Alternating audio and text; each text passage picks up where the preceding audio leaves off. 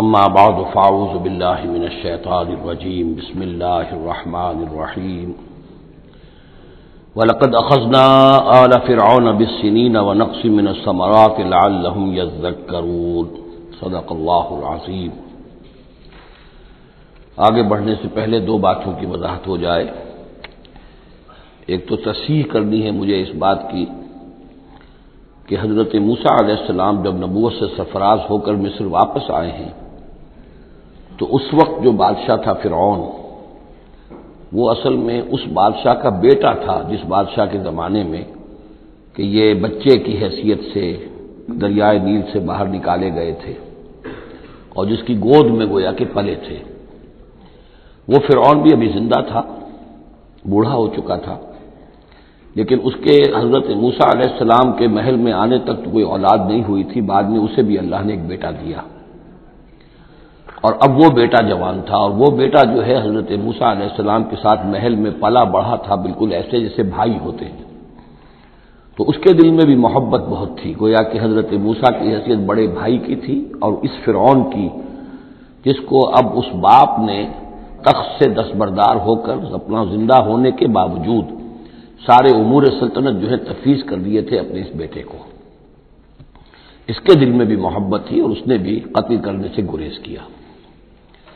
دوسری بات جو آخری آیت تھی 15ویں رکوع کی، یہ ہمارے لیے خاص طور پر لمحہ فکریہ ہے مسلمانان پاکستان کے لیے کہ ہم نے بھی تحریک پاکستان جو چلائی تو ہندوؤں کے غلبے کے خوف سے کہ اگر ہندوستان ایک وحدت کی حیثیت سے آزاد ہوا اور جو جدید دنیا کا جمہوری اصول ہے ون مین ون ووٹ، تو ہندو جو ہے اتنے غالب ہو جائیں گے کہ ہمیں دبا لیں گے، ہمیں ایکسپلائٹ کریں گے، ہماری تہذیب، تمدن، دین، مذہب، عقیدہ، زبان، ہر چیز کو برباد کریں گے۔ تو اللہ تعالیٰ نے ہمیں اس تحریک پاکستان میں جو بھی ہم نے کوشش کی اس میں کامیابی دی، اور بالکل یہی الفاظ وَيَسْتَخْلِفَكُمْ فِي الْأَرْضِ، اور تمہیں زمین میں طاقت عطا کرے، قوت عطا کرے، حکومت عطا کرے، فَيَنْظُرَ كَيْفَ تَعْمَلُونَ، پھر وہ دیکھے گا تم کرتے کیا ہو، تمہاری روش کیا رہتی ہے، تم پھر کیا طرز عمل اختیار کرتے ہو، تم واقعتاً اللہ کے بندے بنتے ہو اور اللہ ہی کی حکومت قائم کرتے ہو، یا یہ ہلدی کی گانٹھ جو تمہیں مل جائے تو اس کو لے کر تم پنساری بن کر بیٹھ رہتے ہو اور اپنی حکومت اور اپنی مرضی اور اپنی خواہشات کے مطابق وہ نظام وہاں کا چلاتے ہو۔ وَلَقَدْ أَخَذْنَا آلَ فِرْعَوْنَ، اور وہی قانون جو کہ سورہ انعام میں بھی آیا تھا، سورہ اعراف میں بھی، جب حضرت موسیٰ علیہ السلام آل فرعون کی طرف آئے تو اب یہ جو رد و قدح وہاں شروع ہوئی، تو اس دوران میں اللہ تعالیٰ نے قوم فرعون کے اوپر بہت سے چھوٹے چھوٹے عذاب بھیجنے شروع کیے تاکہ وہ ہوش میں آئیں، جاگیں۔ وَلَقَدْ أَخَذْنَا آلَ فِرْعَوْنَ، اور ہم نے پکڑا فرعون والوں کو بِالسِّنِينَ، بار بار قحط آ رہے ہیں، وَنَقْصٍ مِّنَ الثَّمَرَاتِ، اور فصلوں کی تباہی سے، لَعَلَّهُمْ يَذَّكَّرُونَ، شاید کہ وہ نصیحت پکڑے۔ فَإِذَا جَاءَتْهُمُ الْحَسَنَةُ، جب بھی کبھی درمیان میں حالات بہتر ہو جاتے تھے، اچھی صورتحال ہوتی تھی، قَالُوا لَنَا هَٰذِهِ، وہ کہتے تھے یہ تو ہمارے لیے ہے ہی، ہماری محنت کا، ہماری پلاننگ کا، ہماری مساعی کا، ہماری جدوجہد کا ثمرہ ہے۔ وَإِن تُصِبْهُمْ سَيِّئَةٌ، اور جب انہیں کوئی تکلیف آتی تھی، یطیروا بموسیٰ ومن معہ، تو اسے سمجھتے تھے کہ یہ موسیٰ اور اس کے ساتھیوں کی نحوست کی وجہ سے ہے۔ الا انما طائرهم عند اللہ، آگاہ ہو جاؤ کہ ان کی نحوست، ان کی شوبی قسمت جو ہے وہ اللہ کے ہاتھ میں ہے۔ ولکن اکثرهم لا يعلمون، لیکن ان کی اکثریت علم نہیں رکھتی، سمجھتے نہیں۔ وقالوا مهما تأتنا به من آیۃ لتسحرنا بها، اور وہ کہتے تھے بہت ہی چیلنجنگ انداز میں کہ اے موسیٰ، کہ تم اپنے جادو کے زور سے ہمارے اوپر جو جو چیزیں لا رہے ہو، جو مصیبتیں لا رہے ہو تاکہ تم ہم پر جادو کرو، فما نحن لک بمؤمنین، تو اس کے باوجود ہم ثابت قدم ہیں، صابر ہیں، ہم اپنے عقائد پر، اپنے نظام پر جمے ہوئے ہیں، ہم آپ کی بات ماننے والے نہیں ہیں۔ فارسلنا علیہم الطوفان، پھر ہم نے ان پر زیادہ بڑی مصیبتیں بھیجی، طوفان وجرادا، اور ٹڈی دل جس سے کہ فصلیں چٹ ہو گئی، القمل، اور چچڑیاں، یہ قمل ہی سے ملتی جلتی شے جو ہے کھٹمل ہے ہماری، یہ جو انسان کے لیے پسو اور جس طریقے سے کہ اس کے خون کو چوستی ہیں، والضفادع، اور مینڈک، اس کثرت سے مینڈک ہو گئے کہ جو برتن اٹھاؤ اس کے اندر سے میڑک برآمد ہو رہا ہے، اور ظاہر بات ہے کہ اس سے گھن آتی ہے، ہانڈی میں سے میڑک پھلک کر نکل رہا ہے۔ والدمع، اور خون کی بارش، آیات مفصلات، یہ ہم نے نشانیاں بھیجی وقفے وقفے سے، ساری ایک دم نہیں، ایک مرتبہ ایک نشانی ہے پھر دوسری نشانی ہے۔ فاستکبروا وکانوا قوما مجرمین، اس کے باوجود وہ استکبار پر اڑے رہے، اور وہ بڑی ہی اڑیل قوم تھے، مجرم قوم تھے۔ ولما وقع علیہم الرجس، اور جب ان پر وہ مصیبت آ جاتی تھی، یعنی یہ کہ ہوتے ہوتے اب ان کی جو اکڑ فونی ہے اس میں کم سے کم یہ کمزوری واقع ہو گئی، یہ نرمی واقع ہو گئی جو آگے آ رہی ہے۔ ولما وقع علیہم الرجس، جب ان پر وہ عذاب آتا تھا، قالوا یا موسیٰ، تو وہ حضرت موسیٰ سے کہتے تھے، ادع لنا ربک بما عہد عندک، اپنے رب کو پکارو، دعا کرو جو تمہارا اس سے قول و قرار ہے، تمہارا عہد ہے اس کے ساتھ، تاکہ وہ ہمیں اس مصیبت سے نجات دے۔ لئن کشفت عنا الرجس، اگر اس نے ہم سے اس عذاب کو ہٹا دیا، کھول دیا، لنؤمنن لک، ہم تمہاری بات مان لیں گے۔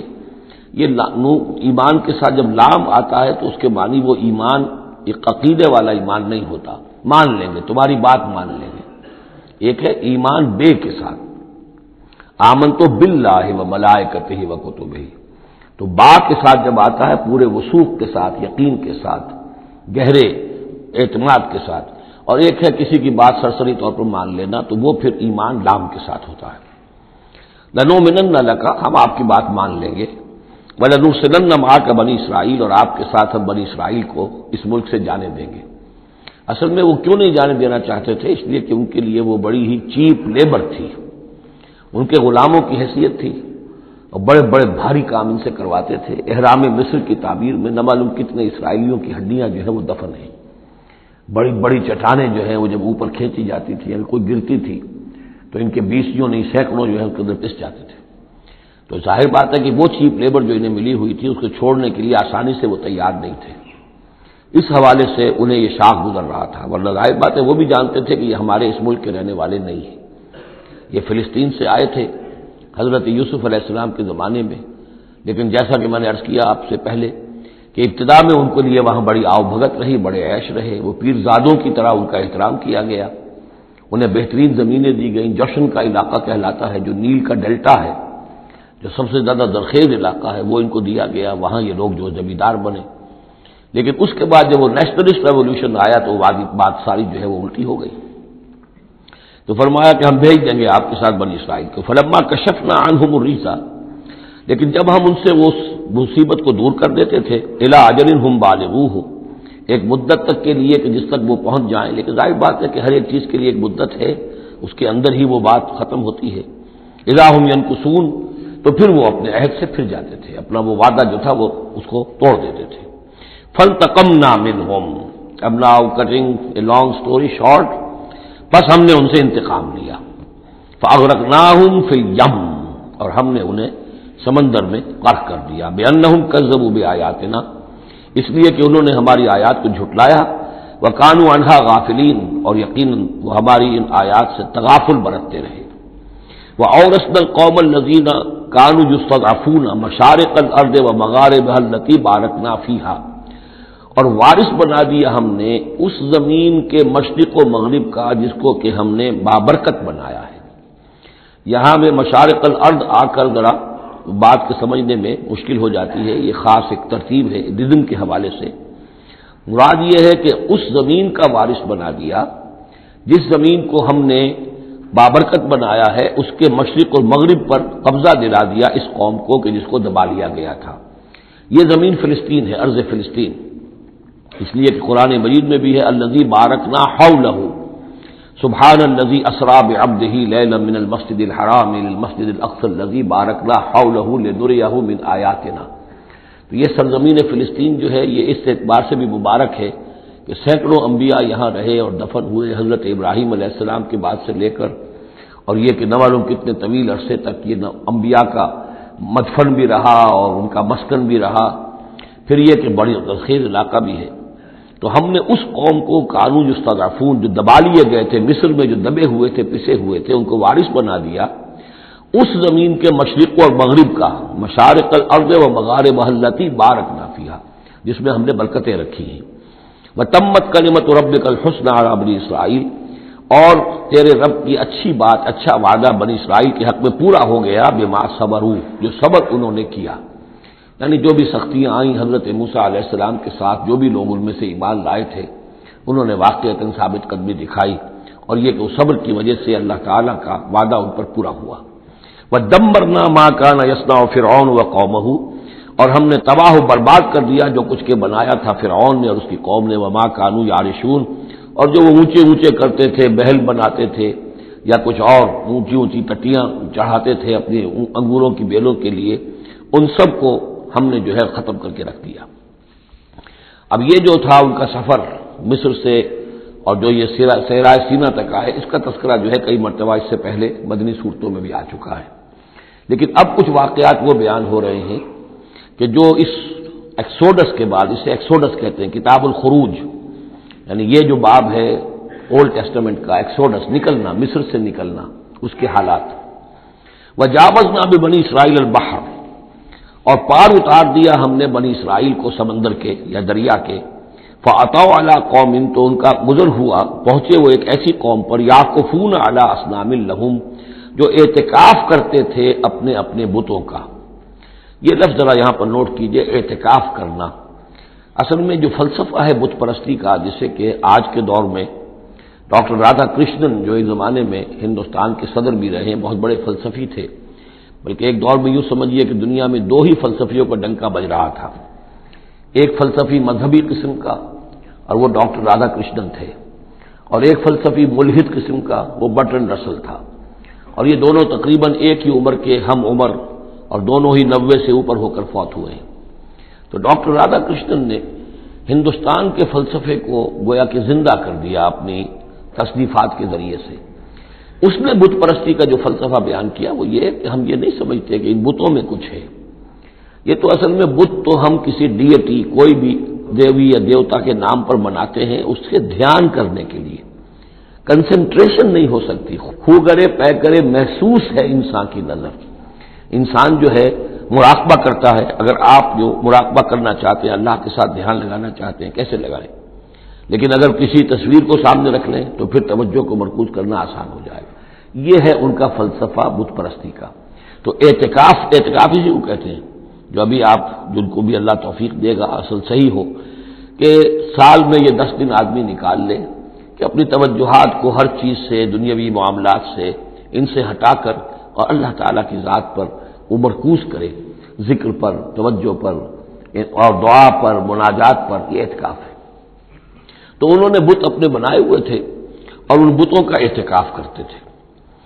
قالوا یا موسیٰ اجعل لنا الہا کما لہم آلہہ، انہوں نے کہا کہ اے موسیٰ ہمارے لیے بھی کوئی الہ بنا دو، معبود بنا دو، کوئی ایسی نشانی ہو جس کو کہ ہم ذریعہ بنائیں، اس کے اوپر اعتکاف کریں، گیان دھیان کا مرکز اس کو بنا لیں۔ قال انکم قوم تجہلون، حضرت موسیٰ نے فرمایا کہ تم جہل کا ارتکاب کر رہے ہو، کیا بات کہہ رہے ہو؟ ان ہؤلاء متبر ما هم فیہ، یہ لوگ جس چیز میں ہیں یہ تو ہلاک ہونے والے ہیں، برباد ہونے والے ہیں۔ وباطل ما كانوا يعملون، اور جو کچھ یہ کر رہے ہیں وہ سب باطل ہے، اس کی کوئی حقیقت نہیں ہے۔ قال غیر اللہ ابغیکم الہا، حضرت موسیٰ نے فرمایا کہ کیا میں اللہ کے سوا تمہارے لیے کوئی الہ تلاش کروں؟ وهو فضلکم علی العالمین، اور اس نے تو تمہیں فضیلت دی ہے تمام جہان والوں پر۔ وَإِذْ أَنجَيْنَاكُم مِّنْ آلِ فِرْعَوْنَ، اور ذرا یاد کرو جبکہ ہم نے تمہیں نجات دی آل فرعون سے۔ یسومونکم سوء العذاب، یہ الفاظ جو کہ تم سورہ بقرہ میں بھی آئے ہیں اور اس کے بعد بھی آئے ہیں۔ یسومونکم سوء العذاب، وہ تمہیں مبتلا کیے ہوئے تھے بدترین عذاب میں۔ یقتلون ابناءکم ویستحیون نساءکم، وہ قتل کر ڈالتے تھے تمہارے بیٹوں کو اور زندہ رکھتے تھے تمہاری بیٹیوں کو۔ وفی ذالکم بلاء من ربکم عظیم، اور یقیناً اس میں تمہاری رب کی طرف سے بہت بڑی آزمائش تھی۔ وَوَعَدْنَا مُوسَىٰ 30 لَيْلَةً، اور ہم نے بلایا موسیٰ کو 30 راتوں کے لیے، عام طور پر دن رات، لیکن یہ کہ عربی میں جو محاورہ ہے وہ رات کا ذکر کرتے ہیں۔ 30 راتوں کے لیے وَأَتْمَمْنَاهَا بِعَشْرٍ، روایات سے معلوم ہوتا ہے کہ اولین جو تھی طلبی وہ 30 رات کے لیے ہوئی تھی، لیکن اس میں جو چلہ تھا جو حضرت موسیٰ علیہ السلام کو کاٹنا تھا، اس میں روزہ بھی تھا مسلسل 30 دن کا، تو اس میں یہ ہے کہ کسی وقت ان سے ضبط نہیں ہو سکا اور مسواک کر لی تھی، وہ جو روزے کی وجہ سے منہ کے اندر ایک طرح کی بو پیدا ہو جاتی ہے، اس کو برداشت نہ کر سکے، تو اس کی پاداش میں، اب یہ روایات ہیں، میں نہیں کہہ سکتا کہ کس حد تک ان میں صحت ہے، فَأَتْمَمْنَاهَا بِعَشْرٍ، تو مکمل کر دیا ہم نے اس مدت کو 10 دن سے، اور فَتَمَّ مِيقَاتُ رَبِّهِ 40 لَيْلَةً، تو وقت مدت پوری ہو گئی اس کے رب کی، یعنی 40 راتیں۔ یہیں سے ہمارے ہاں تصوف میں اہل صوفیہ نے 40 کا یہ چلہ کشی، 40 دن 40 رات کا چلہ کاٹنا، یہ جو ہے نکالا ہے۔ وقال موسیٰ لأخیہ ہارون، اور کہا موسیٰ نے اپنے بھائی ہارون سے علیہ السلام، اخلفنی فی قومی، آپ میری نیابت کیجئے میری قوم میں جا رہا ہوں، مجھے اللہ تعالیٰ نے طلب فرمایا کوہ طور پر، واصلح، اور دیکھیے اصلاح کرتے رہیے، ولا تتبع سبیل المفسدین، اور فساد مچانے والوں کے راستے کی پیروی نہ کیجیے گا۔ ولما جاء موسیٰ لمیقاتنا، اور جب موسیٰ پہنچے ہمارے وقت مقرر پر، وکلمہ ربہ، اور ان سے کلام کیا ان کے رب نے، قال رب ارنی انظر الیک، انہوں نے درخواست کی پروردگار مجھے اپنا دیدار عطا فرما، مجھے دکھا کہ میں تجھے دیکھوں۔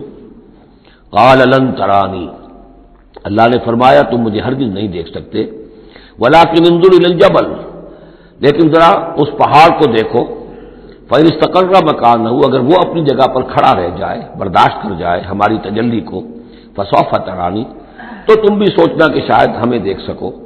فلما تجلی ربہ للجبل، جب اللہ نے اپنی تجلی ڈالی پہاڑ پر، اب یہ جلی کہتے ہیں روشن چیز کو، جلی شے روشن، تجلی یہ باب تفاعل ہے، کسی شے کا خود روشن ہو جانا، تو اللہ تعالیٰ کی یہ ذات کی تجلی ہے کہ جو پہاڑ پر ڈالی گئی، جعلہ دکن، جس سے کہ وہ پہاڑ جو ہے وہ بالکل ریزہ ریزہ ہو گیا، وخر موسیٰ صاعقا، اور حضرت موسیٰ علیہ السلام بھی تجلی باری تعالیٰ کے اس بالواسطہ مشاہدے کے نتیجے میں بھی وہ بے ہوش ہو کر گر پڑے۔ فلما افاقا، جب انہیں افاقہ ہوا، ہوش میں آئے، قال سبحانک، اب انہوں نے کہا اے اللہ تو پاک ہے، تبت الیک، میں تیری جناب میں توبہ کرتا ہوں کہ میں نے جسارت کی تھی، میں نے جو ہے اپنی حیثیت سے بڑھ کر تجھ سے سوال کر لیا تھا، وانا اول المومنین، اور میں پہلا ہی ہوں ایمان لانے والا، بغیر دیکھے تجھے ماننے والا ہوں۔ قال یا موسیٰ انی اصطفیتک علی الناس برسالاتی، اللہ نے فرمایا موسیٰ میں نے تمہیں چن لیا ہے لوگوں پر، تمام انسانوں میں سے تمہیں چنا ہے، پسند کیا ہے اپنے پیغام کے لیے، رسالات کے لیے، وبکلامی، اور اپنے کلام کے لیے، یہ خاص مقام ہے، امتیازی مقام ہے حضرت موسیٰ کا، وکلم اللہ موسیٰ تکلیما، فخذ ما آتیتک وکن من الشاکرین، تو لے لو جو میں تمہیں دے رہا ہوں اور بن جانا شکر کرنے والوں میں، یعنی یہ الواح جو ہے جو ہم دے رہے ہیں اس میں احکام لکھے ہوئے ہیں، یہ تم لے لو اور ان کا حق ادا کرو۔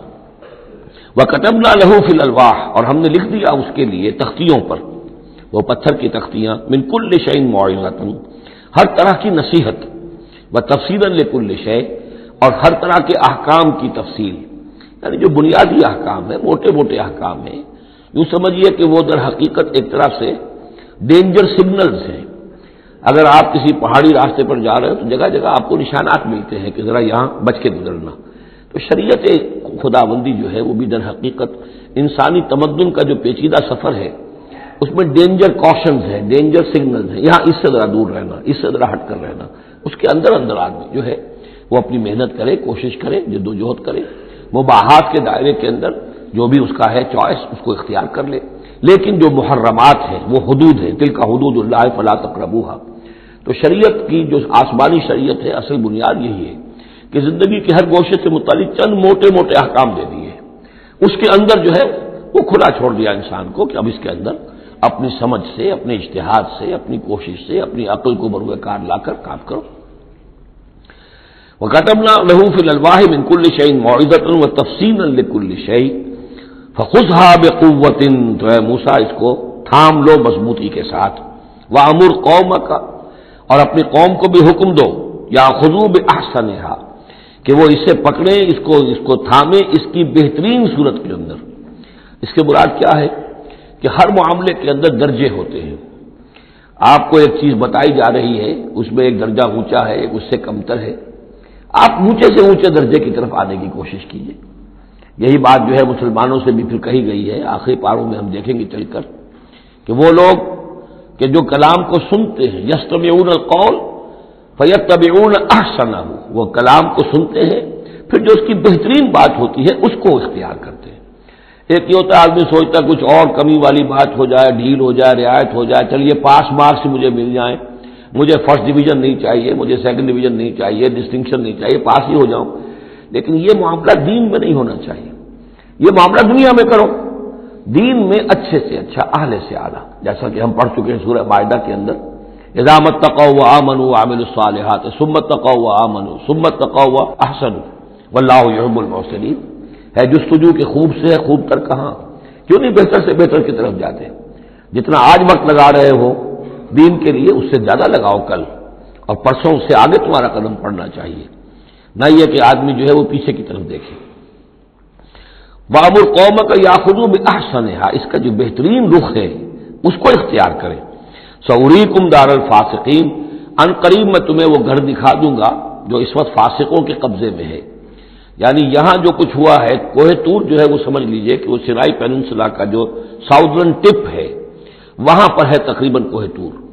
تو گویا کہ خلیج سویز کو کراس کیا یا کہیں سے کسی جھیل کو کراس کر کے مصر سے آئے سینائی پیننسلا میں، پھر یہ کہ خلیج سویز کے ساتھ ساتھ ہو کر ساؤدرن ٹپ تک پہنچ گیا پورا قافلہ، یہاں پڑاؤ رہا ان کا طویل عرصے تک، اور یہیں پر پھر حضرت موسیٰ علیہ السلام طلب کیے گئے کوہ طور پر، وہاں سے اب واپس آ گئے۔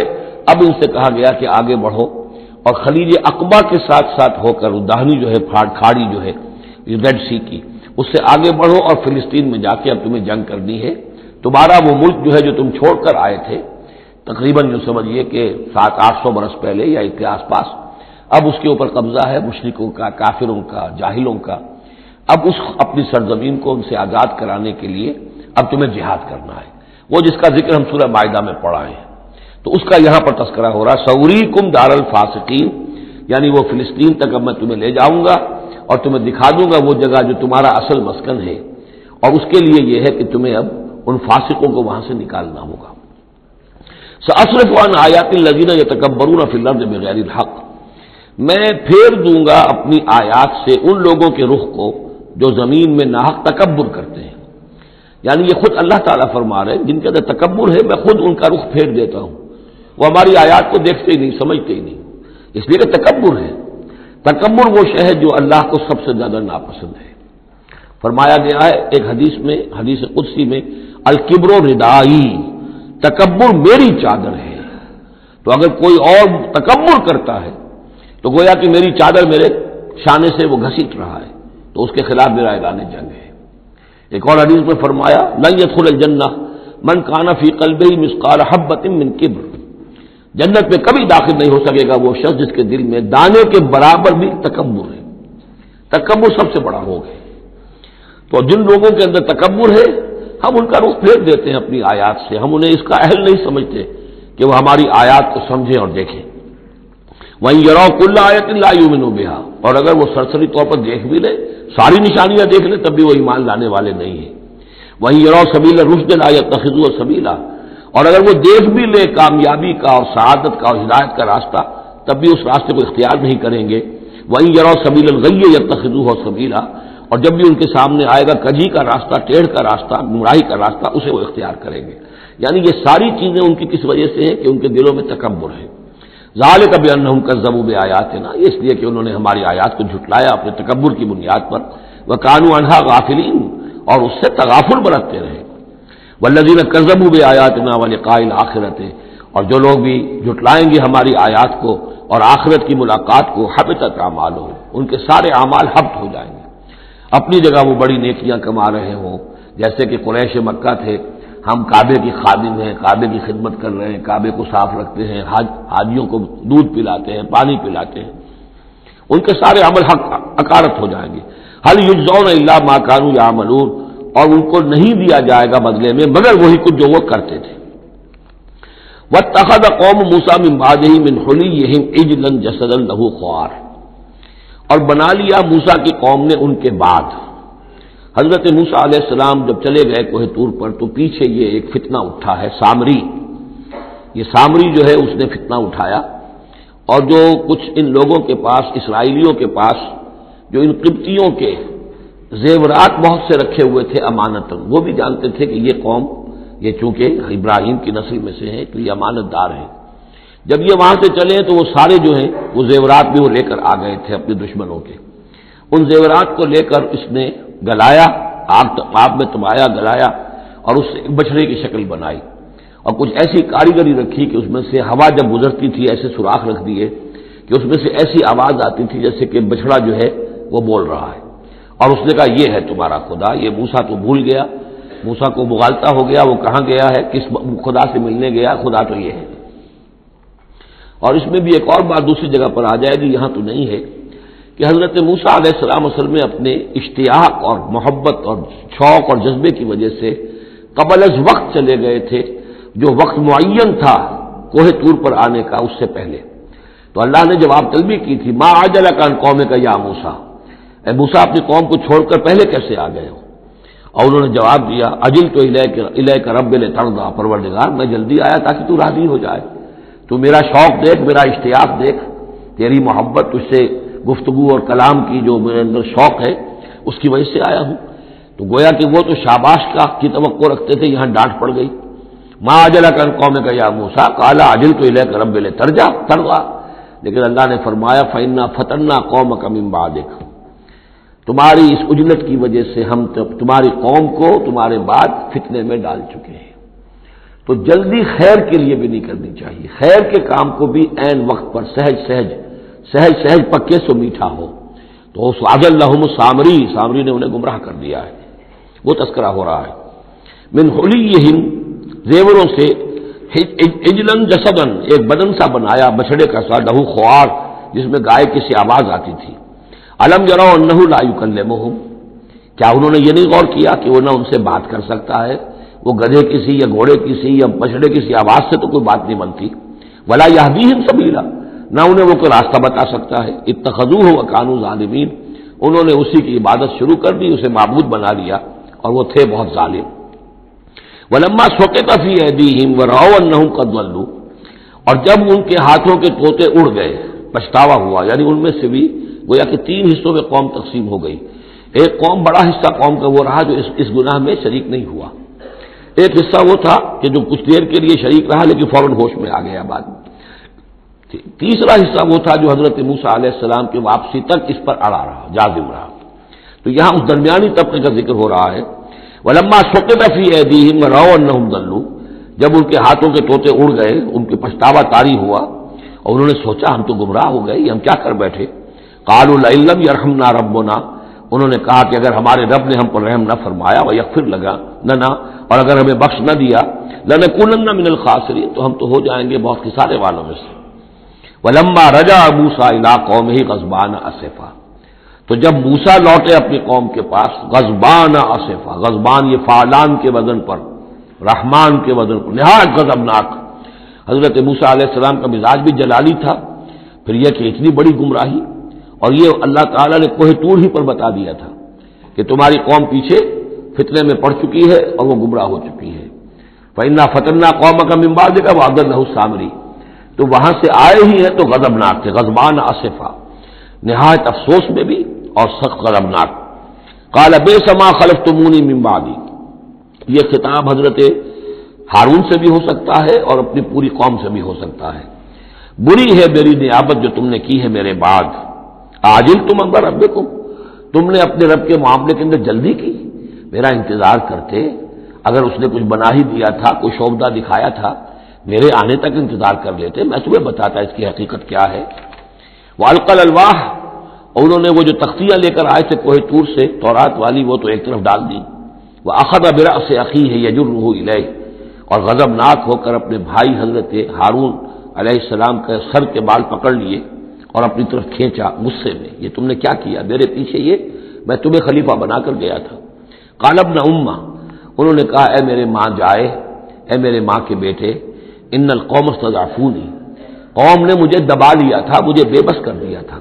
وقادوا یقتلوننی، وہ تو میرے قتل پر آمادہ ہو گئے تھے، میں نے انہیں روکا، میں نے منع کیا، لیکن وہ اس درجے اس معاملے کے اندر آگے بڑھ گئے تھے۔ قادوا یقتلوننی، وہ تو مجھے قتل کرنے پر آمادہ تھے۔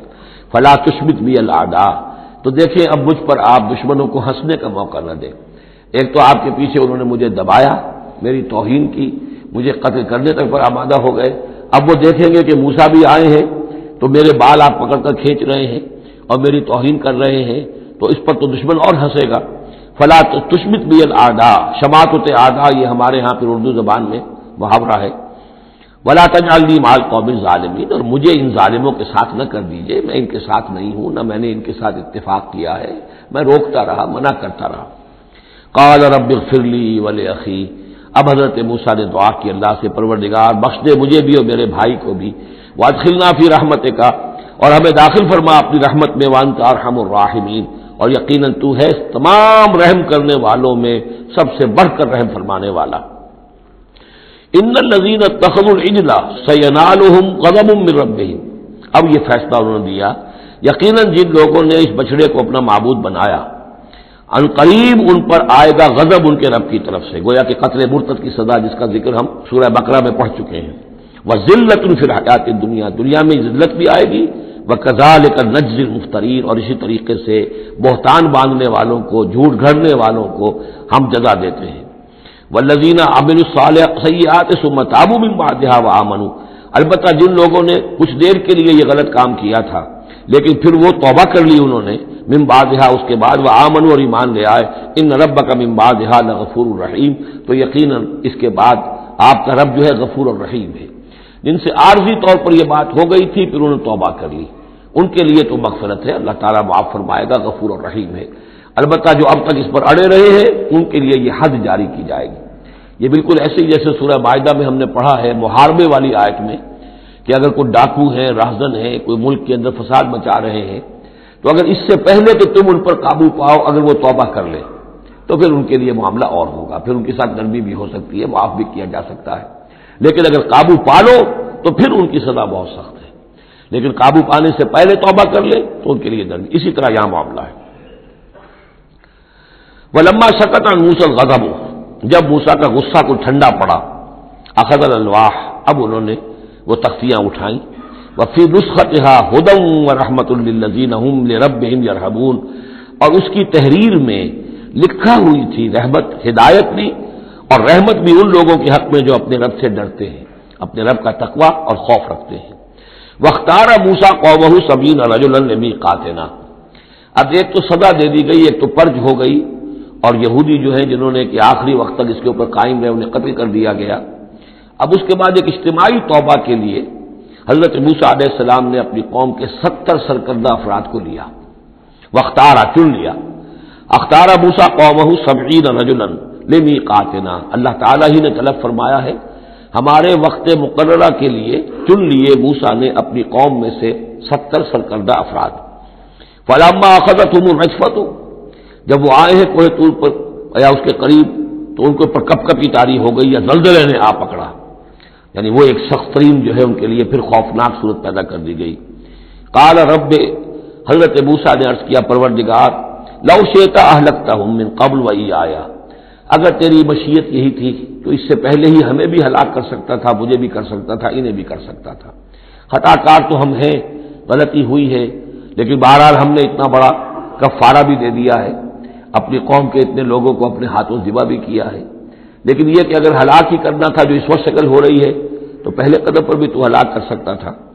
لو شئت اہلکتہم من قبل وایایا، اگر تو چاہتا تو ہلاک کر دیتا ان سب کو بھی اور مجھے بھی. اتہلکنا بما فعل السفہاء منا، کیا تم ہمیں ہلاک کر دے گا ہمارے کچھ بے وقوف لوگوں کی حرکت کی وجہ سے؟ ہمارے ہاں کچھ بے وقوف تھے جنہوں نے حرکت کی تھی اور ان کی وجہ سے کیا پوری قوم کو ہلاک کر دے گا؟ ان ہی الا فتنتک، نہیں یہ تیری طرف سے ایک آزمائش ہے.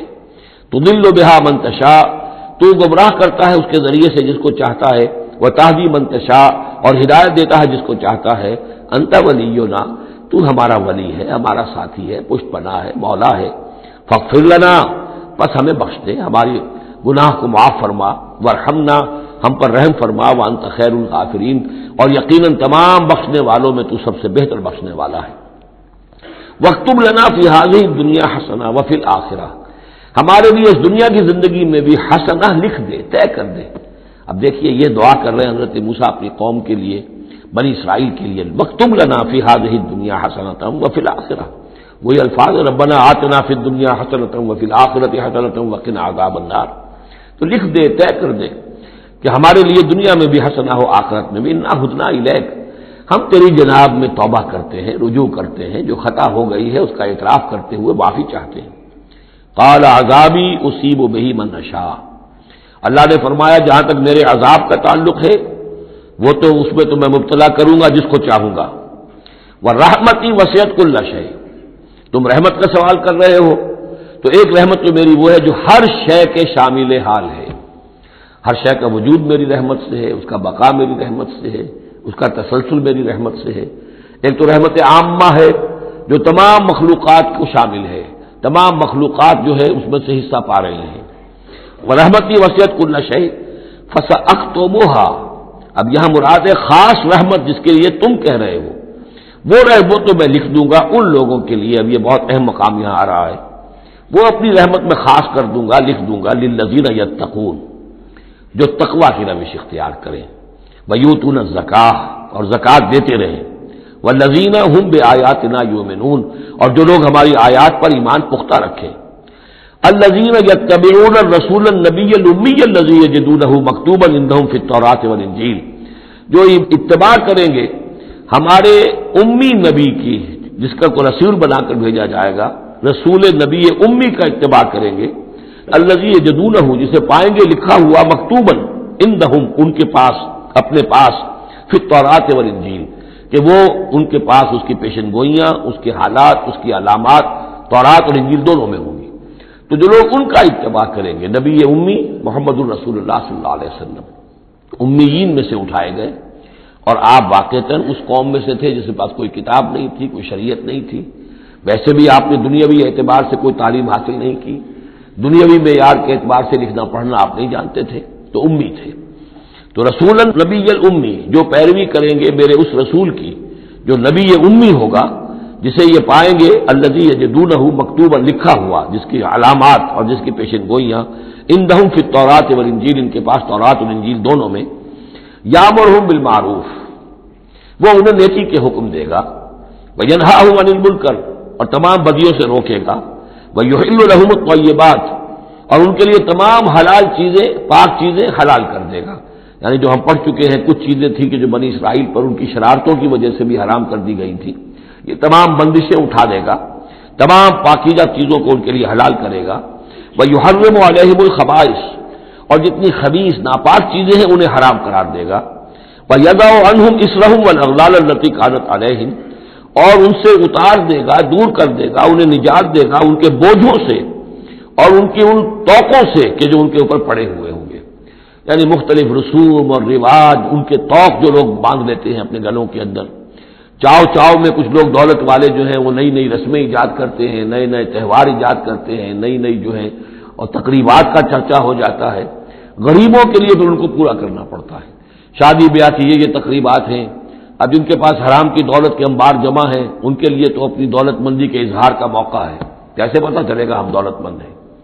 اسی طریقے سے جیسے کہ ہندوؤں کے ہاں بنیے کی دولت کیا لگتی تھی مکان پر یا بیاہ شادی پر، باقی کھانا پینا ان کے ہاں نہیں تھا، نہ اچھا پہننا، نہ اچھا کھانا، نہ اچھا پینا. لیکن مکان بنائیں گے تو عالیشان، اور دوسرے یہ کہ شادی کریں گے تو پھر ٹھاٹ کے ساتھ.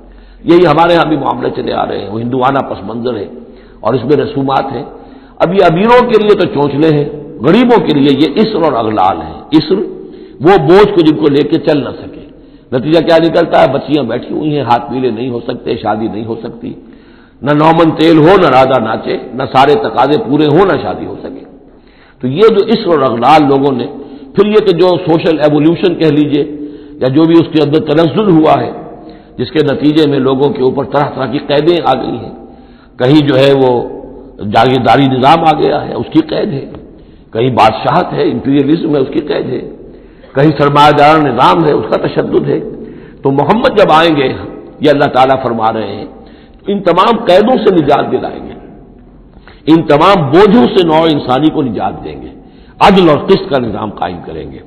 تو وہ چاہے رسومات کی شکل میں ہو اور چاہے یہ کہ ایک نظام ظالمانہ ایکسپلائٹیٹو اگر نظام ہے، ریپریسو نظام ہے، تو اس کو ہٹا کر فالذین آمنوا بہ، اب یہ جو الفاظ آ رہے ہیں اس آیت مبارکہ کے، یہ بہت اہم ہے، اس پر میرا ایک پورا کتابچہ موجود ہے کہ جس کا عنوان ہے نبی اکرم صلی اللہ علیہ وسلم سے ہمارے تعلق کی بنیادیں۔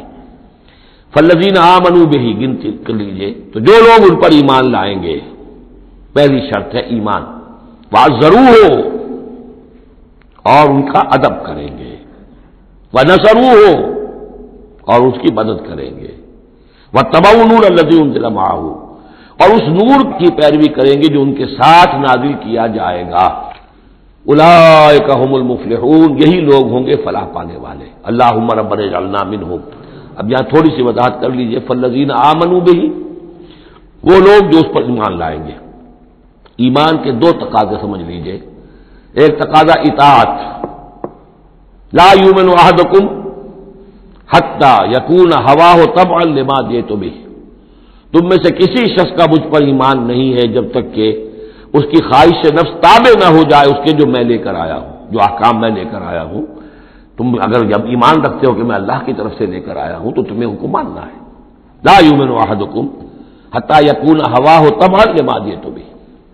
دوسرا تقاضا، لا یؤمن احدکم حتی اکون احب الیہ من والدہ وولدہ والناس اجمعین، تم میں سے کوئی شخص مومن نہیں ہو سکتا جب تک کہ میں اسے محبوب تر نہ ہو جاؤں، اپنے باپ سے بھی، بیٹے سے بھی، تمام انسانوں سے۔ تو ایک غائب درجے میں اتباع اور اطاعت، اور دوسرے غائب درجے میں محبت محمد رسول اللہ صلی اللہ علیہ وسلم کی، یہ ایمان کے تقاضے ہیں۔ اب اس کا نتیجہ خود بخود نکلے گا، پھر آپ کی تعظیم ہوگی، عظمت ہوگی، آپ کا نام جہاں سنیں گے، درود آپ پڑھیں گے، یہ ساری چیزیں جو ہیں، اور یہ کہ جہاں آپ کا کوئی قول آپ کو سنایا جائے فوراً زبان بند ہو جانی چاہیے۔ پھر یہ نہیں کہ اپنی عقل جو ہے آدمی لڑا رہا ہے، ہاں اس کی تحقیق ہو سکتی ہے کہ واقعتاً یہ حضور نے فرمایا یا نہیں فرمایا، یہ حدیث ضعیف ہے، مضبوط ہے، کیسی ہے، لیکن اس وقت خاموش ہونا ضروری ہے۔ جب کسی نے کہا یہ حدیث ہے، ہو سکتا ہے کہ حدیث صحیح ہو اور حضور کی طرف اس کی نسبت جو ہے وہ صحیح ہو، مضبوط ہو، لہذا فوری طور پر اپنی زبان بند کر دینا یہ ادب کا تقاضا ہے۔ تو آج ضرور ہو، وہ نصرو ہو، اور مدد کرے۔ مدد کس کام میں؟ حضور نے ذاتی تو اپنی کوئی امپائر بلڈ نہیں کی، نہ آپ نے اپنے لیے کوئی جاگیر بنائی، نہ کوئی جائیداد بنائی، کس کام کے لیے نصرت چاہیے تھی؟ اللہ کے دین کے لیے، اس کے غلبے کی جد و جہد، اس کے لیے بھیجے گئے محمد صلی اللہ علیہ وسلم، هو الذی ارسل رسولہ بالہدی ودین الحق لیظہرہ علی الدین کلہ، اور اس کے لیے پکار ہے من انصاری اللہ، یہ میرا فرض منصبی ہے، اللہ کا دین مجھے غالب کرنا ہے، یہ میری ذمہ داری ہے۔ کون ہے جو میرا ہاتھ بٹائے، میرا مددگار بنے؟ تو یہ میدان اب بھی کھلا ہوا ہے۔ دین پہلے غالب ہوا تھا، پھر مغلوب ہو گیا، اور اب تو مغلوب ہے پوری دنیا میں، کہیں بھی ہم ایک انچ زمین نہیں دکھا سکتے جہاں کہہ سکے دنیا سے، نوع انسانی سے کہ آؤ اور دیکھو یہاں یہ اصل دین موجود ہے بتمام و کمال۔ تو وہ مشن جو ہے محمد رسول اللہ صلی اللہ علیہ وسلم کا، وہ اب بھی زندہ ہے، لہذا اس کی مدد کرنی ہے۔ واتبعوا النور الذی انزل معہ، اور اس مشن کی تکمیل میں جو راستہ ہے، جو طریقہ اللہ نے بتایا ہے، وہ اس قرآن کے ذریعے سے ہے۔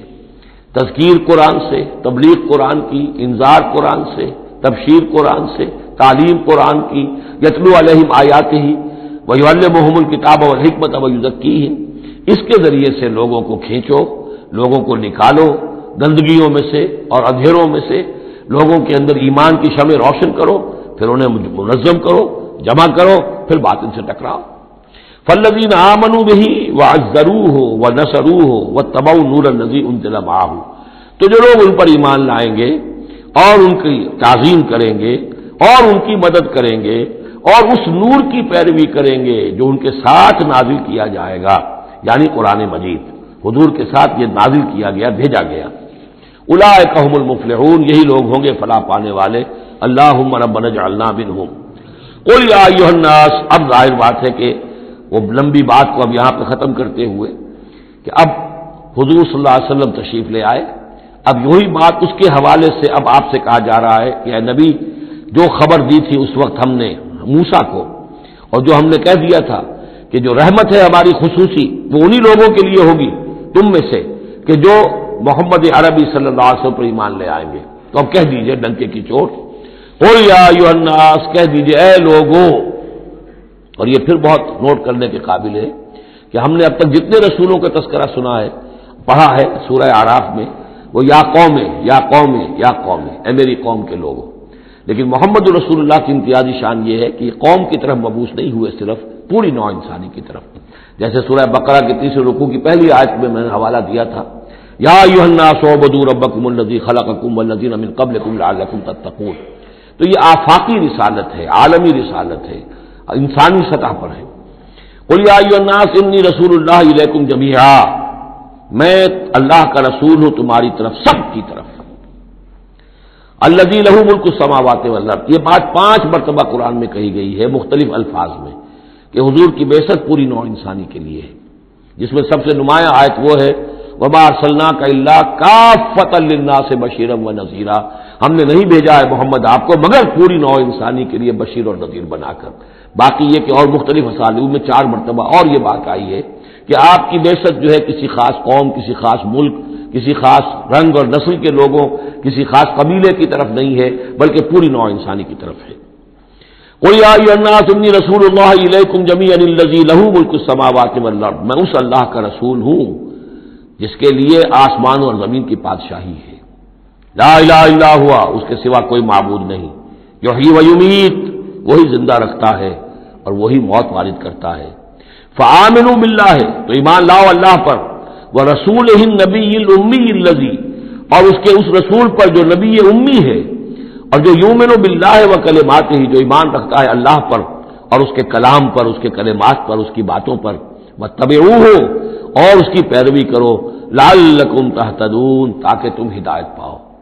یہ گویا کہ اعلان عام ہوا محمد رسول اللہ صلی اللہ علیہ وسلم کا کہ وہ جو بات اللہ تعالیٰ نے حضرت موسیٰ سے کہی تھی یہ اس کے مطابق میری بعثت ہوئی ہے.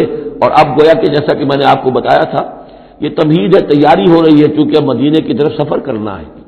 یہ صورت پہلے نازل ہو گئی ہے تاکہ وہ ذہن تیار ہو جائے اس کے لیے کہ اب یہود کے 3 بڑے بڑے قبیلے وہاں پر آباد ہیں، ان سے براہ راست مسابقہ پیش آئے گا.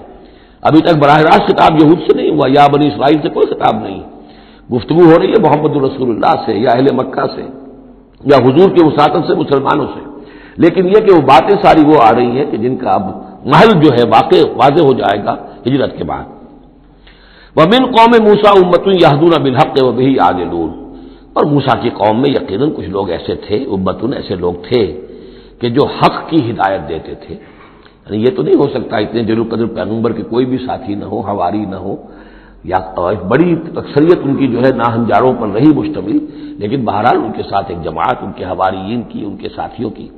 وَمِن قَوْمِ مُوسَىٰ أُمَّةٌ يَهْدُونَ بِالْحَقِّ وَبِهِ يَعْدِلُونَ، ایسی قوم ان کے اندر رہی ہے قوم موسیٰ میں سے ایسے لوگ، ایسی جماعت جو حق ہی کی ہدایت بھی دیتے تھے اور حق ہی کے ساتھ فیصلے بھی کرتے تھے، عدل بھی کرتے تھے. وَقَطَّعْنَاهُمْ اثْنَتَيْ عَشْرَةَ أَسْبَاطًا أُمَمًا، اور ہم نے انہیں علیحدہ علیحدہ کر دیا 12 بڑی بڑی قبیلوں کی جماعت میں، اسباط امما، بار جماعتیں بن گئی علیحدہ علیحدہ، ان کی امتیں بن گئی، علیحدہ قبیلے بن گئے. کیونکہ یہ 12 بیٹے تھے حضرت یعقوب علیہ السلام کے اور ان میں سے ہر ایک سے ایک قبیلہ چلا ہے. تو ابھی وہ انسان کا جو تمدنی ارتقاء جو ہے ابھی قبائلی دور میں تھا، لہذا اس قبائلی نظام ہی کو اللہ تعالیٰ نے ان کے لیے باقی رکھا. چنانچہ پانی بھی جب دیا تو 12 چشمے، تاکہ ہر قبیلے کا چشمہ علیحدہ ہو اور یہ آپس میں لڑے جھگڑے نہیں. ہر قبیلے کا کوئی اپنا سردار ہے، اس کا اپنا ایک نظام ہے، کوئی نزاع ہو گیا ہے تو وہ آپس میں اس کو حل کر سکتے ہیں. لیکن اگر بین القبائل معاملہ ہو جائے تو پھر اس کو حل کرنا جو ہے مشکل ہو جائے گا. وَأَوْحَيْنَا إِلَىٰ مُوسَىٰ إِذِ اسْتَسْقَاهُ قَوْمُهُ، اور ہم نے وحی کی موسیٰ کی طرف جب کہ پانی طلب کیا ان سے اس کی قوم نے، أَنِ اضْرِب بِعَصَاكَ الْحَجَرَ، کہ اپنے اسی عصا سے، اپنی لاٹھی سے ضرب لگائیے چٹان پر. فَانبَجَسَتْ مِنْهُ اثْنَتَا عَشْرَةَ عَيْنًا، تو اس میں سے 12 چشمے پھوٹ بہے. یہ بات ہم پڑھ چکے ہیں سورہ بقرہ میں. قَدْ عَلِمَ كُلُّ أُنَاسٍ مَشْرَبَهُمْ، ہر قبیلے نے، ہر قوم نے پہچان لیا، معین کر لیا اپنے مشرب کو. مشرب یہ بھی اس میں ظرف ہے، پینے کی جگہ، اپنا گھاٹ معین ہو گیا. یہ چشمہ ہمارا، یہ چشمہ ان کا، یہ چشمہ ان کا ہے، یہ بنی لاوی کا ہے، یہ فلاں کا ہے، بنی یہودا کا ہے. وَظَلَّلْنَا عَلَيْهِمُ الْغَمَامَ، اور ہم نے ان کے اوپر سائبان ابر کا طاری کر دیا تاکہ دھوپ سے بچیں. وَأَنزَلْنَا عَلَيْهِمُ الْمَنَّ وَالسَّلْوَىٰ، اور ہم نے ان پر من اور سلوہ کے ذریعے انہیں خوراک ہم پہنچائی، اتارا ان پر ہم نے من اور سلوہ. کلوا من طیبات ما رزقناکم، کھاؤ ان پاکیزہ چیزوں میں سے کہ جو ہم نے تمہیں رزق میں دی ہیں. وما ظلمونا، اور انہوں نے کوئی ہم پر ظلم نہیں کیا. ہم پر کیا ظلم کر سکتے تھے؟ ہمارا کیا بگاڑ سکتے تھے؟ پہلے بھی الفاظ آئے ہیں، کہیں میں تیزی میں غلط ترجمہ کر گیا ہوں کہ ہم نے ان پر کوئی ظلم نہیں کیا. وما ظلمناہم ہوتا تو ہم نے ان پر ظلم نہیں کیا. وما ظلمونا، انہوں نے ہمارا کیا بگاڑا، ہمارا کیا بگاڑ لیں گے. ایک حدیث قدسی میں آتا ہے کہ میرے بندو، اگر تم سب کے سب اولین اور آخرین اور انس اور جن سب بدترین جیسے ہو سکتا ہے تم میں سے کوئی شخص ویسے بن جاؤ تب بھی میرے خزانے میں کوئی کمی نہیں آئے گی. اور تم سب کے سب اولکم و آخرکم و انسکم و جنکم سب کے سب مل جاؤ اور بہترین میرے مطیع بن جاؤ، میرے بندگی کرنے والے بن جاؤ، میرے خزانے میں کوئی اضافہ نہیں ہوگا، میں تو غنی ہوں. تو وما ظلمونا، انہوں نے ہم پر ہمارا کچھ نہیں بگاڑا. ولکن کانوا انفسہم یظلمون، لیکن وہ خود اپنی ہی جانوں پر ظلم کرتے رہے. وَإِذْ قِيلَ لَهُمُ اسْكُنُوا هَٰذِهِ الْقَرْيَةَ، اور یاد کرو جب ان سے کہا گیا تھا کہ آباد ہو جاؤ اس بستی میں. یہ جیریکو، اریحا، پہلا شہر فلسطین کا کہ جو یوشع ابن نون جوشوا ان کی سرکردگی میں جب بنی اسرائیل نے قتال کیا ہے پھر تو یہ پہلا شہر فتح ہوا. جب ان سے کہا گیا کہ اب اس میں تم رہ سکتے ہو، بس جاؤ. وَكُلُوا مِنْهَا حَيْثُ شِئْتُمْ، اور اس میں سے جو بھی چاہو جہاں سے بھی چاہو تم کھاؤ. وَقُولُوا حِطَّةٌ، اور دیکھو استغفار کرتے رہو، کہتے رہو اے اللہ ہمارے گناہ جھاڑ دے، ہماری کوتاہیاں، ہماری جو بھی کوئی کمیاں رہ گئی ہیں ان کو پورا کر دے. وَادْخُلُوا الْبَابَ سُجَّدًا، اور جب داخل ہو شہر کے دروازے میں تو سر جھکا کر داخل ہو، تمہاری گردنیں اکڑی ہوئی نہ ہو. نغفر لکم خطیئاتکم، ہم تمہاری جو بھی خطائیں ہیں وہ بخش دیں گے، جو بھی غلطیاں ہوئی ہیں فروغ گزاشتیں ہوئی ہیں ان سب سے درگزر فرمائیں گے. سنزید المحسنین، اور نہ صرف یہ کہ وہ خطائیں معاف کر دیں گے، جو ان میں سے محسن ہوں گے تم میں سے انہیں تو اب اور دیں گے، ان کے درجات بلند کریں گے، ان کو اور اونچے سے اونچے مراتب عطا کریں گے. فبدل الذین ظلموا منہم قولا غیر الذی قیل لہم، تو بدل دیا ان میں سے جو ظالم تھے، گناہ گار تھے، ایک ایسی بات کو کہ جو ان سے کہی گئی تھی اس کی بجائے. یعنی وہ کہا گیا تھا حطۃ حطۃ حنطۃ حنطۃ، ہمیں گیہوں چاہیے گیہوں چاہیے. فارسلنا علیہم رجزا من السماء، تو ان پر ہم نے آسمان سے ایک عذاب بھیج دیا. جن لوگوں نے وہ غلط حرکت کی تھی ان پر پلیگ آئی اور وہ سب کے سب ہلاک ہو گئے. بما کانوا یظلمون، بسبب ان کے اس ظلم کے جو انہوں نے اپنے آپ پر کیا تھا. واسألہم عن القریۃ التی کانت حاضرۃ البحر، اور ذرا ان سے سوال کیجئے اس بستی کے بارے میں کہ جو ساحل سمندر پر تھی، حاضرۃ البحر، سمندر کے کنارے پر تھی. یہ اب اصحاب سبت کا واقعہ آ رہا ہے. اس یادونا، اور عام طور پر خیال یہ کہ جو ایلات کی بندرگاہ ہے یہاں پر یہ واقعہ ہوا تھا. اب بھی وہ ایلات کی بندرگاہ ہے. 1967 میں جو جنگ ہوئی تھی عرب اور اسرائیل جنگ، اس میں اصل میں اسی ایلات کی بندرگاہ کا گھیراؤ کر لیا تھا صدر ناصر صاحب نے، بلاکیڈ آف دی ایلات پورٹ. اور اس کے نتیجے میں پھر بڑا زبردست جو ہے حملہ کیا اچانک جو ہے اسرائیل نے. اور یہ کہ صحرائے سینا بھی مصر سے ہتھیا لیا تھا، گولان ہائٹس جو ہے وہ سیریا سے اس نے فتح کر لیے، اور پورا مغربی کنارہ جو اردن کا جو ہے اتنا بڑا علاقہ، زرخیز ترین علاقہ جو ہے فلسطین کا، وہ اردن سے اس نے ہتھیا لیا تھا، جس میں سے صرف سینائی پیننسلا بھی واپس کیا گیا ہے. اور یہ جو مغربی کنارے پر ان کی کوئی ایک آٹونومس سی چھوٹی سی ریاست قائم کرنے کی کوششیں ہو رہی ہیں. باقی یہ کہ گولان ہائٹس پر ابھی کوئی معاملہ نہیں ہوا. تو وہیں پر اسی ایلات بندرگاہ پر یہ واقعہ ہوا ہے، وہیں پر یہ کوئی قوم مچھیروں کی آباد تھی. واسألہم عن القریۃ التی کانت حاضرۃ البحر، وہ سمندر کے کنارے آباد تھی. اذ یعدون فی السبت، جبکہ وہ سبت کے قانون میں حد سے تجاوز کرنے لگے. اذ تأتیہم حیتانہم یوم سبتہم شرعا، جبکہ آتی تھیں ان کی مچھلیاں ان کے پاس یوم سبتہم، جس دن کہ ان کا سبت ہوتا تھا. شرعا، شرع جیسے کہ نیزہ کو چلاتا ہے، یعنی یہ کہ کبھی اگر آپ نے کماڑی میں کھڑے ہو کر دیکھا ہو تو کبھی کبھی ایسا ہوتا ہے کہ کوئی مچھلی جو ہے وہ چھلانگ مار کے اوپر آتی ہے پھر اندر چلی جاتی ہے. اب ظاہر بات ہے کہ یہ اٹکیلیاں کرتی تھی مچھلیاں. اللہ تعالیٰ نے سکس سینس دے رکھی ہے، حیوانات کو بھی ہے، انہیں پتہ چل گیا تھا ہفتے کا ایک دن ایسا ہے کہ ہمیں کوئی ہاتھ نہیں لگاتا. اب وہ آ رہی ہیں، اٹکیلیاں کر رہی ہیں، چھلانگیں لگا رہی ہیں، یہ کھڑے ہوئے ہاتھ بندھے ہوئے ہیں، اس لیے کہ سبت ہے، ہفتے کا دن ہے، پکڑ تو نہیں سکتے. تو شرعاً آتے تھے جیسے نیزے چل رہے ہوں. وہ یوم لا یثبتون لا یاتیہم، جس دن سبت نہیں ہوتا تھا یعنی باقی 6 دن وہ دور کہیں گہرے پانی میں چلی جاتی تھی.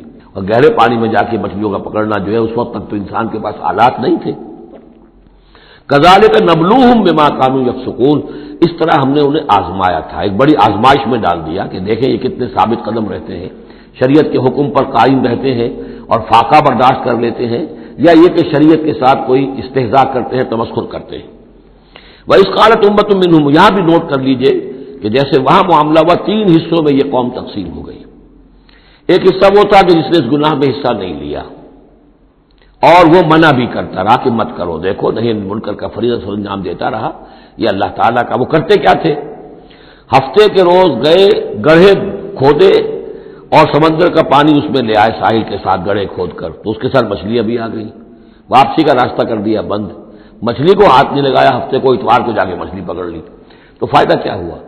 اصل میں ہفتے کا قانون تو یہ تھا کہ ہفتے کا دن تم لگاؤ اللہ کی یاد میں، ذکر میں، عبادت میں، تورات پڑھو، پڑھاؤ، سیکھو، سکھاؤ۔ 6 دن تم کام کرو دنیا کا، اپنی معاش کا، 7واں دن تم فارغ رکھو اللہ کے لیے، دین کے لیے۔ لیکن جب وہ گڑھے کھودنے میں دن صرف ہو گیا تو چاہے مچھلی پکڑی یا نہیں پکڑی، تو جو اصل روح تھی اس حکم کی وہ تو ختم ہو گئی۔ تو یہ ہے کہ جس میں انہوں نے استہزاء کیا، گویا کہ شریعت کا مذاق اڑایا۔ اب ایک تو وہ تھے کہ جنہوں نے نہ تو اس جرم میں حصہ لیا اور وہ منع بھی کرتے رہے، ایک وہ تھے کہ جو حصہ تو نہیں لیا جرم میں لیکن منع نہیں کرتے تھے، خاموش رہتے تھے، تیسرے وہ تھے کہ جو جرم کے اندر باقاعدہ جری ہو کر وہ حصہ لے رہے تھے۔ تو اب جو لوگ منع کر رہے تھے ان سے انہوں نے کہا جو منع نہیں کر رہے تھے، جو خود بھی نہیں کر رہے تھے لیکن منع بھی نہیں کر رہے تھے، اس قالت امت، جب کہا اس درمیانی طبقے نے، منہم ان میں سے، لما تعظون قوما اللہ مہلکہم، کیوں واعظ کر رہے ہو ان لوگوں کو، کیوں اپنے آپ کو ہلکان کرتے ہو کہہ کہہ کہ تم، اور نہیں المنکر کا فریضہ سر انجام دے دے کے تھک گئے ہو، یہ قوم اب ماننے والی نہیں ہے، اللہ اس کو ہلاک کر کے رہے گا۔ لما تعظون قوما اللہ مہلکہم او معذبہم عذابا شدیدا، یا انہیں پھر عذاب دے گا بہت سخت عذاب۔ قالوا، اب یہ جواب کن کی طرف سے ہے؟ جو خود بھی بچے ہوئے تھے گناہ سے، روک بھی رہے تھے اپنی امکانی حد تک کہ خدا کے لیے باز آ جاؤ، یہ شریعت کا استہزاء نہ کرو، مذاق نہ اڑاؤ۔ قالوا معذرۃ الی ربکم، انہوں نے کہا کم سے کم اپنے رب کے ہاں ہم عذر تو پیش کر سکیں گے کہ اے پروردگار، ہم آخری وقت تک انہیں روکتے رہے، ہم نہیں المنکر کا فرض سر انجام دیتے رہے، ہم نے اپنی بات نہیں چھوڑی، ہم نہ صرف یہ کہ اس گناہ سے خود بچے رہے بلکہ ان گناہ گاروں کو بھی روکتے رہے۔ وَلَعَلَّهُمْ يَتَّقُونَ، اور یہ اس سے بھی زیادہ اہم ہے، اور کیا پتہ ہو سکتا ہے ان میں تقویٰ پیدا ہو جائے۔ کیسے آپ کہہ سکتے کسی ایک بندے کی سمجھ میں آ جائے، کوئی ایک شخص تائب ہو جائے؟ تو جیسا کہ حضور کی حدیث ہے، حضرت علی سے خطاب کر کے آپ نے فرمایا، لا یہدی اللہ بک رجلا واحدا خیر لک من حمر النعم، اگر اللہ تمہارے ذریعے سے علی ایک شخص کو بھی ہدایت دے دے تو یہ تمہارے لیے سرخ اونٹوں سے بڑھ کر دولت ہے۔ تو اگر ایک بھی بچ جائے، لعلہم یتقون، فلما نسوا ما ذکروا بہ، تو پھر جب انہوں نے نظر انداز کر دیا اس نصیحت کو جو انہیں کی جا رہی تھی، یعنی لگے رہے اپنے اس جرم کے اندر، انجینا الذین ینہون عن السوء، ہم نے بچا لیا ان کو جو کہ بدی سے روکتے تھے، عذاب سے بچے ہیں صرف وہ جو بدی سے روکتے تھے۔ وَأَخَذْنَا الَّذِينَ ظَلَمُوا بِعَذَابٍ بَئِيسٍ بِمَا كَانُوا يَفْسُقُونَ، اور پکڑ لیا ہم نے ان کو کہ جو اس ظلم میں، گناہ میں اور شریعت کا استہزاء کرنے میں کہ جو مجرم تھے، ان کو ایک بہت ہی برے عذاب میں پکڑا، ان کی اس ناہنجاری کی وجہ سے، سرکشی کی وجہ سے، نافرمانی کی وجہ سے۔ فلما آتوا عما نہوا عنہ، جب وہ بڑھ گئے، چڑھ گئے، بہت ہی آگے بڑھ گئے ان چیزوں میں جن سے ان کو روکا گیا تھا، قلنا لہم کونوا قردۃ خاسئین، تو ہم نے کہہ دیا کہ اب ہو جاؤ بندر، ذلیل بندروں کی شکل میں ان کی صورت جو ہے وہ تبدیل کر دی گئی۔ یہ ہے وہ مکمل واقعات جس کا حوالہ اس سے پہلے کئی بار آ چکا ہے۔ سب سے پہلے سورہ بقرہ میں بھی آیا تھا، اس کی تفصیل یہاں آ گئی ہے۔ بارک اللہ لی و لکم فی القرآن العظیم و نفعنی و ایاکم بالآیات والذکر الحکیم۔